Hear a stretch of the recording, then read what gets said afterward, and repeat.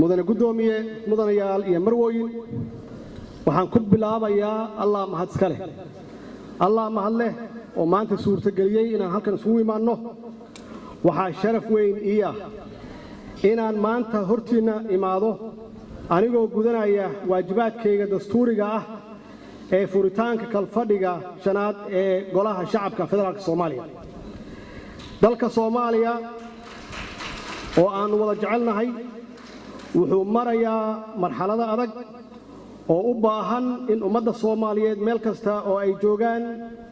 hadday yihiin ay ka tirsan yihiin dawladda iyo shacababa ay gacmaha isqabsadaan sidii ay u samata bixin lahaayeen dalkooda iyo dadkooda sida la socotaan waxaan waqti dheer dagaal marxalado badan soo maray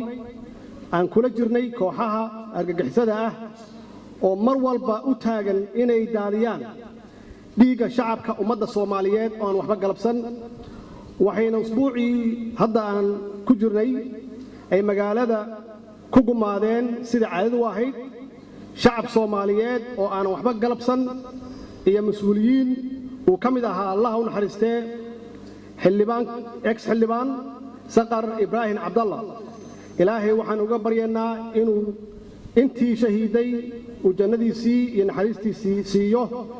intii ku dhaawacantayna ilaahay caafimaad degdeg siiyo mudane gudoomiye mudanayaal iyo marwooyin dagaalkani ma aha mid aan annagu dooranay laakiin waa mid aan ku khasbannahay waana inaan ku guulaysanno intee rabtaan ugu qaadato saas awgeed dawladda iyo shacabkaba waa inaan u midownaa sidii aan u tirtiri lahayn argagixisada caadaysatay daadinta dhiigga shacabka ummadda Soomaaliyeed oo waxba galabsan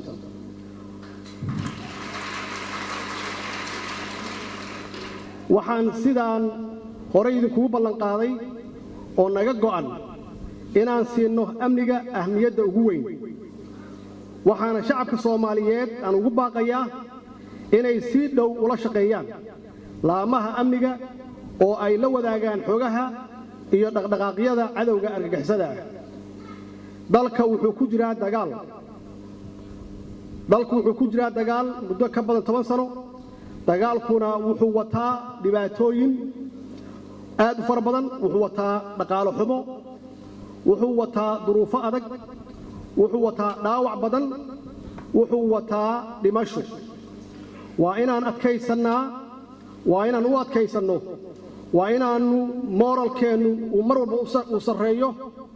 oo caradeennu ay ku wajahan tahay cadowga marna shacabkeenna yaynan ogolaan inay qalbi jabaan ama aan qalbi jabinno ummadda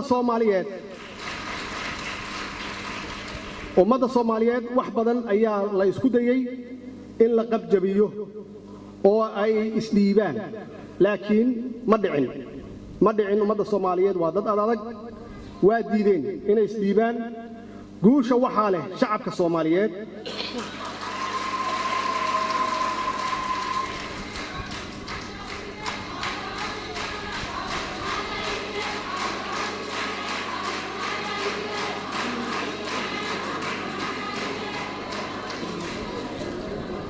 guusha waxaa leh shacabka Soomaaliyeed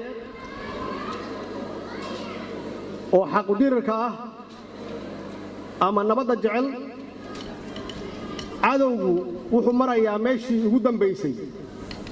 marka la barbar dhigo meeshii ay joogeen 10 sano ka hor